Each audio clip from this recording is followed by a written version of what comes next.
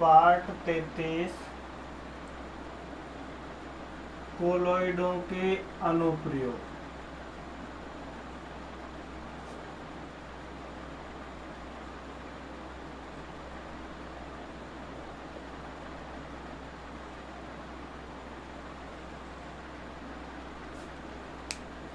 कोलोइडों के अनुप्रयोगों के बारे में अगर हम बात करें तो पृष्ठ रसायन चैप्टर चल रहा है और पृष्ठ रसायन चैप्टर का ये लास्ट टॉपिक है। कोलोइडों के बारे में हमने अध्ययन कर लिया है कि कोलोइड किसे कहते हैं, उसके साथ में कोलोइडों के गुणों के बारे में भी अध्ययन किया, साथ ही कोलोइडी विलयन बनाने की विधियों के बारे में भी अध्ययन किया, कोलोइड हैं उनके रक्षण के बारे में भी और स्कंदन के बारे में भी अध्ययन किया। तो बात करते हैं हम कोलोइडों के अनुप्रयोगों के बारे में। भाई क्या क्या कोलोइडों के अनुप्रयोग हैं। नंबर 1 आता है हमारे पास में औषधियों के रूप में। 9-10 टॉपिक या 9-10 उपयोग पढ़ेंगे इसके औषधियों के रूप में। नंबर 2 धूम्र अवक्षेपण या फिर धुआं के शुद्धिकरण में।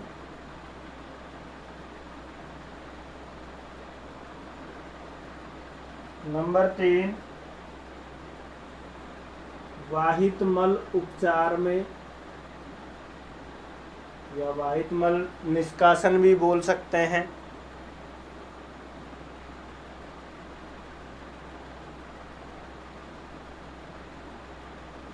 नंबर 4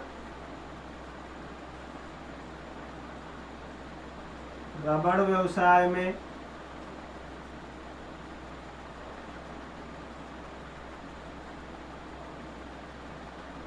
नंबर 5 डेल्टा निर्माण आता है, जल का शोधन।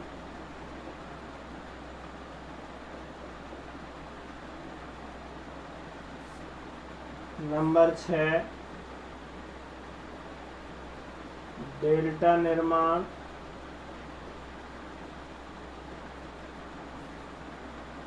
नंबर 7 चर्म शोधन।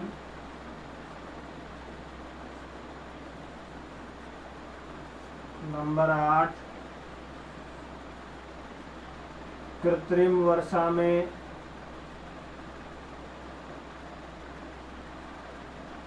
या फिर वर्षा बोल सकते हैं, बारिश में बादल निर्माण बोल सकते हैं। कोलोइडी वर्षा में, कृत्रिम वर्षा के स्थान पर कोलोइडी वर्षा। उसके बाद में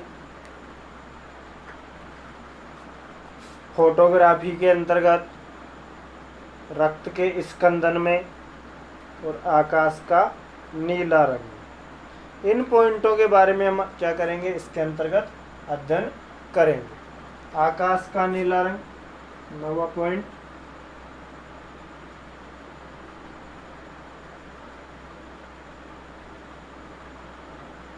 आकाश का जो नीला रंग दिखाई देता है उसमें कोलोइडी विलयनों का क्या योगदान है फोटोग्राफी में।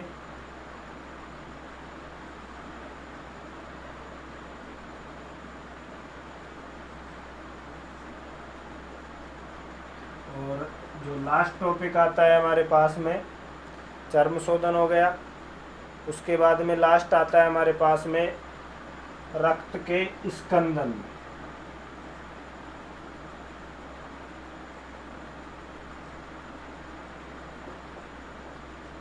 इन उपयोगों के बारे में हम इस पार्ट के अंतर्गत क्या करेंगे, अध्ययन करेंगे। तो नंबर 1 आता है हमारे पास में औषधियों के रूप में। पहले के उपयोग के बारे में अगर हम बात करें, जो पहला उपयोग आता है औषधियों के रूप में, तो कोलोइडी जो औषधियाँ हैं उनका यदि सरल रूप से क्या हो जाए, स्वांगीकरण हो जाए और अधिशोषण हो जाए तो ये प्रभावी रूप से क्या करती हैं, कार्य करती हैं, यानी कि टॉनिक के रूप में क्या करती हैं, मानव शरीर में कार्य करती हैं। मानव शरीर हो या फिर अन्य और भी जीव जंतु वगैरह हैं, उनमें अच्छी तरीके से क्या करती हैं, कार्य करती हैं। कहने का मतलब ये है कि जो कोलोइडी औषधियाँ हैं वो सही तरीके से क्या हो जाएं, शरीर के अंदर अधिशोषित हो जाएं, सही तरीके से शरीर में एडजस्ट हो जाएं, तो ये प्रभावी रूप से क्या करती हैं, अपना कार्य करती हैं। अब कोलोइडी औषधियों के रूप में नंबर 1 आता है हमारे पास में प्रोटोजिरोल या फिर ओर्जिरोल औषधि है।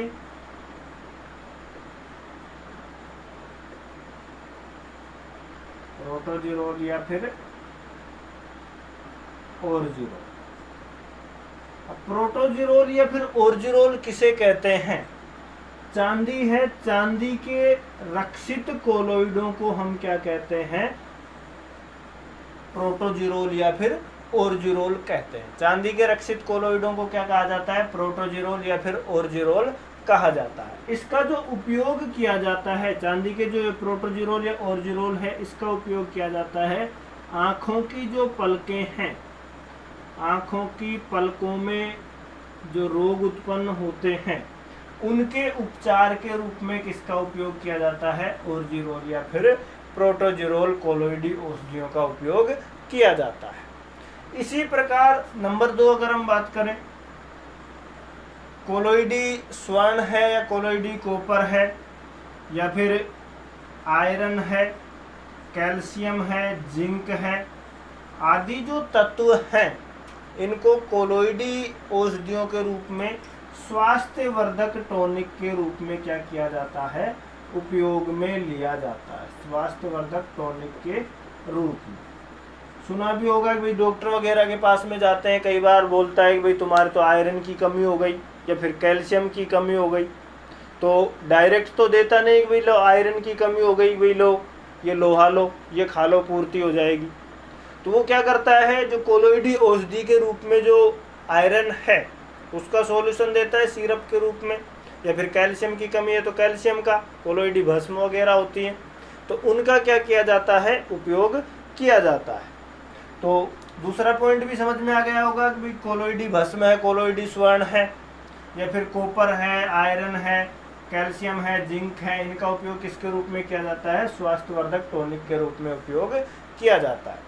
इसी प्रकार से सल्फर है, जिसको गंधक भी बोलते हैं, इसका उपयोग किया जाता है कीटाणुओं को मारने के लिए। यानी कि जो सल्फर है ये तीव्र कीटाणुनाशी के रूप में क्या करती है? कार्य करती है।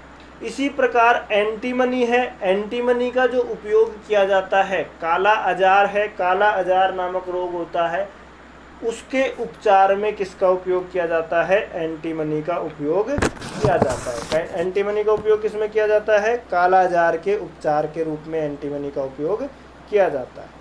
तो पहला पॉइंट समझ में आ गया होगा, कोलोइडी जो औषधियाँ हैं, कोलोइडी औषधियों के रूप में कि भाई किस प्रकार से इनका क्या किया जाता है?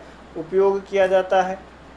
उसके बाद में नंबर 2 आता है हमारे पास में धूम्र अवक्षेपण। धूम्र की अगर हम बात करें, साधारण भाषा में धुआं बोलते हैं। धुआं क्या है?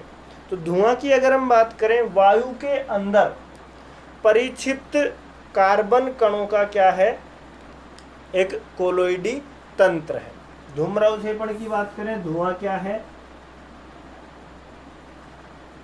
वायु है। वायु के अंदर ये किस रूप में पाई जा रही है? धुआं परिक्षिप्त प्रावस्था के रूप में पाई जा रही है। भाई वायु को हम यदि एक कोलोइडी सिस्टम मान लें, कोलोइडी सिस्टम में जो बाकी जो गैसें वगैरह हैं वो तो क्या हो गई? परिक्षेपण माध्यम। परिक्षिप्त प्रावस्था क्या हुई? धुआं हो गई उसमें। यानी कि धुआं के अंदर क्या पाया जाएगा? कार्बन तत्व पाया जाएगा। कार्बन तत्व की क्या पाई जाएगी? अधिकता पाई जाएगी। इसके साथ में धूल मिट्टी के कण पाए जाएंगे। अब ये कार्बन जो तत्व है या फिर धूल मिट्टी के जो कण हैं, इनको पृथक करने के लिए कोट्रेल अवक्षेपक का क्या किया जाता है? उपयोग किया जाता है। इसको हम समझते हैं चित्र के द्वारा।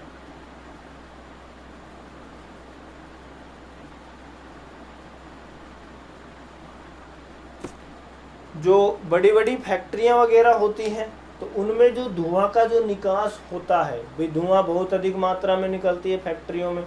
मटेरियल का जब निर्माण होता है, कच्चा माल जब सिस्टम के रूप में या फिर किसी भी सामान के रूप में बन करके आता है, तो जो जैसे ईंट भट्टों की अगर हम बात करें या फिर और भी बहुत सारे हैं, तो उनमें क्या किया जाता है, कोट्रेल अवक्षेपक का उपयोग किया जाता है धुआं को शुद्ध करने के लिए। तो सिस्टम क्या होता है, वायु है, वायु के अंदर धुआं पाई जा रही है, धुआं जो है उसमें क्या पाए जा रहे हैं, कार्बन तत्व पाया जा रहा है, धूल मिट्टी के कण पाए जा रहे हैं। और कार्बन जो तत्व है, धूल मिट्टी के जो तत्व हैं, इनके ऊपर जो चार्ज पाया जाता है वो कैसा पाया जाता है, नेगेटिव चार्ज पाया जाता है। अब इस नेगेटिव चार्ज को खत्म करने के लिए, यानी कि उसको उदासीन करने के लिए क्या किया जाता है, कोट्रेल अवक्षेपक का उपयोग किया जाता है। यानी कि जो धातुएं हैं, धातुओं की जो प्लेटें हैं, उनको एनोड के रूप में क्या करते हैं, प्रयुक्त करते हैं। तो चित्र के द्वारा देखते हैं, सिस्टम बनाया जाता है, ये क्या कर दी गई, धातु की प्लेट लगा दी गई,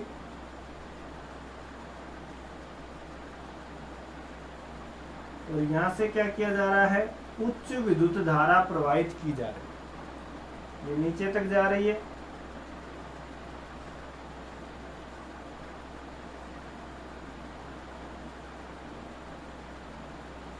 धातु की क्या लगी हुई है, ये प्लेटें लगी हुई। अब इसमें क्या किया जा रहा है, इस मार्ग के द्वारा क्या किया जा रहा है, जो धुआं है, धुआं से मतलब है कि भाई इसमें क्या है, कार्बन के कण हैं, कार्बन व धूल मिट्टी के कण,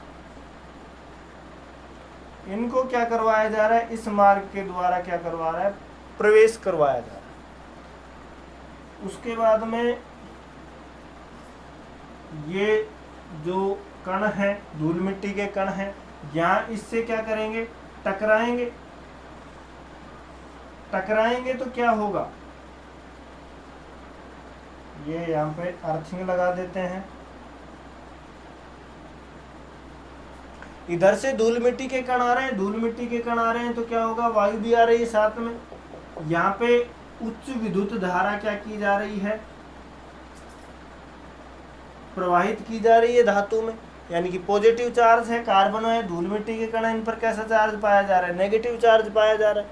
अब ये यहाँ टकराएंगे, तो टकराएंगे तो क्या होंगे, हमें पता है कि विपरीत आवेश एक दूसरे को क्या करते हैं, आकर्षित करते हैं, और आकर्षित करके जो धूल मिट्टी के कण हैं क्या होंगे, यहाँ पे जो हमारे इस तरीके से व्यवस्था की जाती है इनको निकालने के लिए, तो यहाँ आकर के क्या होंगे, टकराएंगे, और ये नीचे क्या हो जाएंगे, अवक्षेपित होकर के क्या हो जाएंगे, धीरे धीरे जमा हो जाएंगे। अब इनको क्या कर लिया जाएगा, बाद में निकाल लिया जाएगा। अब ये जो वायु बची है, इस वायु को दूसरे मार्ग के द्वारा क्या कर लिया जाता है, चिमनी के द्वारा बाहर निकाल दिया जाता है। ये क्या है, चिमनी। अब यहाँ से जो वायु निकल रही है वो कैसी निकल रही है, शुद्ध, यानी कि जो कार्बन तत्व वगैरह है उससे पृथक वायु बाहर निकलती है और वायुमंडल में क्या हो जाती है, मिल जाती है। ये जो उपकरण है इसको क्या बोला जाता है, कोट्रेल अवक्षेपक। तो चित्र के द्वारा समझ में आ गया होगा। नंबर 2, धूम्र अवक्षेपण। धूम्र अवक्षेपण में क्या किया जा रहा है भाई, इधर से क्या की जा रही है, धुआं प्रवाहित की जा रही है, धुआं पे जो कार्बन तत्व हैं वो पाए जा रहे हैं, कार्बन पर ऋणावेशित चार्ज पाया जा रहा है। इसमें क्या की गई, धातु की प्लेट लगा दी गई, इस पर उच्च विद्युत धारा प्रवाहित की जा रही है, एनोड बनाया जा रहा है इसको। तो जैसे ही ये ऋणावेशित जो कण हैं इस धनावेशित जो प्लेट है इस पर टकराएंगे, अवक्षेपित तो करके क्या हो जाएंगे, यहाँ पर एकत्रित हो जाएंगे, कार्बन या धूल मिट्टी के कण।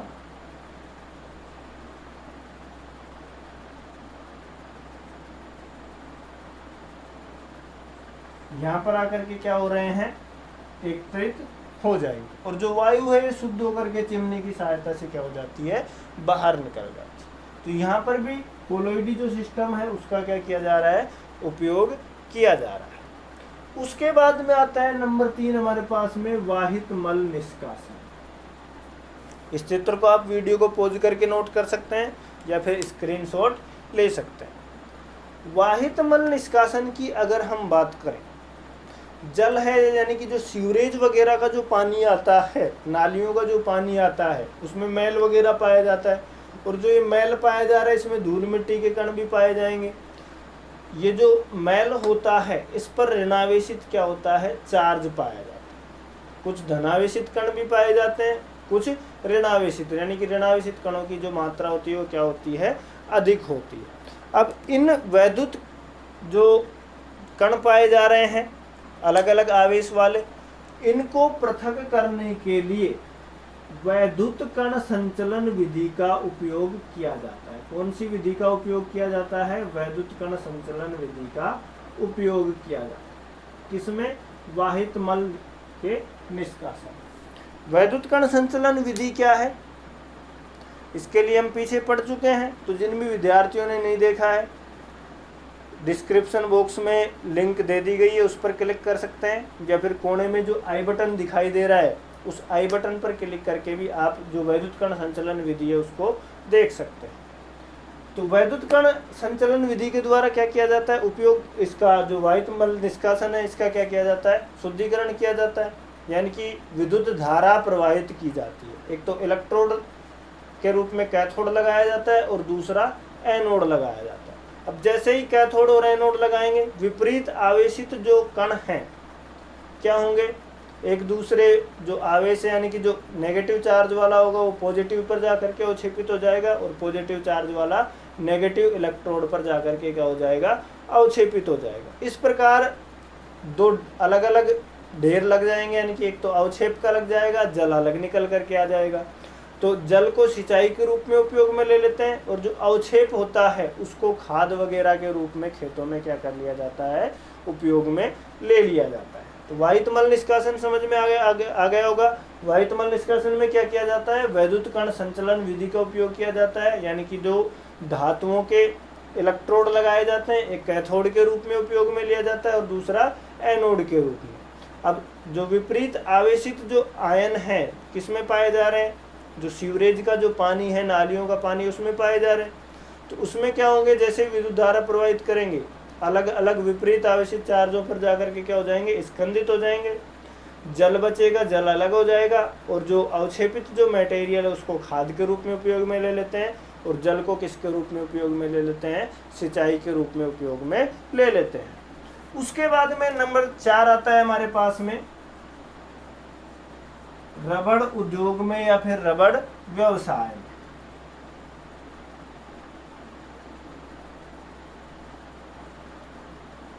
रबड़ व्यवसाय की अगर हम बात करें, जो रबड़ होता है वो जल में उपस्थित एक तरह का क्या है, पायस होता है। रबड़ क्या है, जल में उपस्थित ऋणात्मक जो कण है, ऋणात्मक कणों का क्या होता है, पायस या इमल्सन होता है। पायस या इमल्सन इससे पिछले पार्ट में ही पढ़ा है हमने, उसकी भी लिंक दे दी गई है वीडियो में, क्लिक करके आप उस पार्ट को भी देख सकते हैं।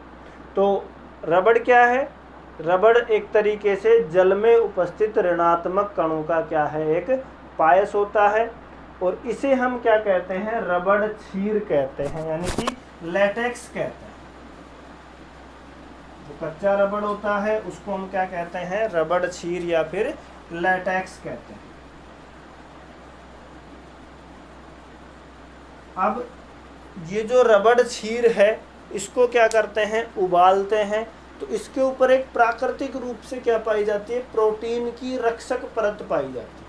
जो रबड़ क्षीर होता है, रबड़ क्षीर के ऊपर प्राकृतिक रूप से क्या पाई जाती है, प्रोटीन की परत पाई जाती है, रक्षक परत पाई जाती है। अब जैसे ही इस रबड़ क्षीर को हम क्या करते हैं, उबालते हैं, तो उबालने पर क्या होता है, जो प्रोटीन की जो इसके ऊपर रक्षक परत होती है वो क्या हो जाती है, टूट जाती है, और इस प्रकार जो रबड़ बनता है वो वल्कनीकृत रबड़ बनता है। कैसा बनता है, वल्कनीकृत रबड़ बनता है। अब इस वल्कनीकृत रबड़ के ऊपर कैसा चार्ज पाया जा रहा है, नेगेटिव चार्ज पाया जा रहा है। कैसा चार्ज है, ऋणात्मक चार्ज है। अब इस वल्कनीकृत रबड़ को जिस भी धातु के ऊपर या जिस भी वस्तु है उस वस्तु के ऊपर चढ़ाना हो तो उसको किसके रूप में प्रयुक्त करते हैं, एनोड के रूप में प्रयुक्त करते हैं। भी जैसे अगर मान लें कोई भी हमारे पास में लोहे का बर्तन है, उसके ऊपर प्लास्टिक का हैंडल चढ़ाना है। जैसे हमने बहुत सारे बर्तन उपयोग में लेते हैं, सभी के ऊपर, जैसे किसी के ऊपर प्लास्टिक का जो हैंडल वगैरह है, जैसे चायदानी वगैरह की अगर हम बात करें, या फिर कई उपकरण होते हैं जो इलेक्ट्रिक प्रूफ या बनाते हैं, जैसे कि स्विच वगैरह होते हैं, तो उनको बिजली से बचाने के लिए, बिजली के झटकों से बचाने के लिए उनके ऊपर प्लास्टिक वगैरह का कवर चढ़ाया जाता है, लोहे की धातुओं वगैरह के ऊपर। तो जिसके ऊपर भी इनको जो वल्कनीकृत रबड़ है उसको चढ़ाना होता है, उसको किसके रूप में प्रयुक्त करते हैं? एनोड के रूप में प्रयुक्त करते हैं। जैसे मान लें कि भाई ये लोहा है हमारे पास में, इसके ऊपर हमें प्लास्टिक की लेयर चढ़ानी है, तो जो रबड़ है वल्कनीकृत रबड़, यानी कि जो रबड़ शीट है, रबड़ शीट को क्या करते हैं, पहले उबालते हैं, उबालने पर इसके ऊपर जो रक्षक परत होती है प्रोटीन की, वो टूट जाती है। अब जैसे ही टूटेगी वल्कनीकृत रबड़ बन गया। अब ये लोहा है मान लेते हैं इसको, तो इस लोहे के ऊपर इस वल्कनीकृत रबड़ को चढ़ाना है, तो इसके ऊपर क्या करेंगे, धातु यानी कि एनोड जो धारा है वो प्रवाहित करेंगे। अब एनोड के रूप में इसको प्रयुक्त करेंगे, रबड़ शीर है, वल्कनीकृत रबड़ है, उसके ऊपर नेगेटिव चार्ज है, दोनों आपस में मिलकर के क्या हो जाएंगे, अवक्षेपित हो जाएंगे, और इस प्रकार से जो रबड़ है जिसकी भी हम परत जिस भी वस्तु के ऊपर चढ़ाना चाहें उस पर चढ़ा सकते हैं। तो कोलॉइड का उपयोग समझ में आ गया होगा रबड़ व्यवसाय के रूप में। भी रबड़ व्यवसाय के रूप में किस प्रकार से उपयोग में लिया जाता है, किसी भी वस्तु वगैरह है उसके ऊपर हैंडल वगैरह है या कवर वगैरह चढ़ाना हो, तो वो कोलॉइडी जो तंत्र है उसी के आधार पर क्या किया जाता है, चढ़ाया जाता है। उसके बाद में नंबर 5वां आता है हमारे पास में जल के शोधन। जल के शोधन की अगर हम बात करें तो अशुद्ध जल होता है, अशुद्ध जल में भी क्या होता है, नेगेटिव चार्ज पाया जाता है, ऋणावेशित कण पाए जाते हैं। इसको शुद्ध करने के लिए क्या किया जाता है, जो फिटकरी होती है जिसका दूसरा नाम है पोटास एलम। फॉर्मूले की अगर हम बात करें तो फॉर्मूला होता है इसका K2SO4 Al2SO4 का होल थ्राइस डॉट 24H2।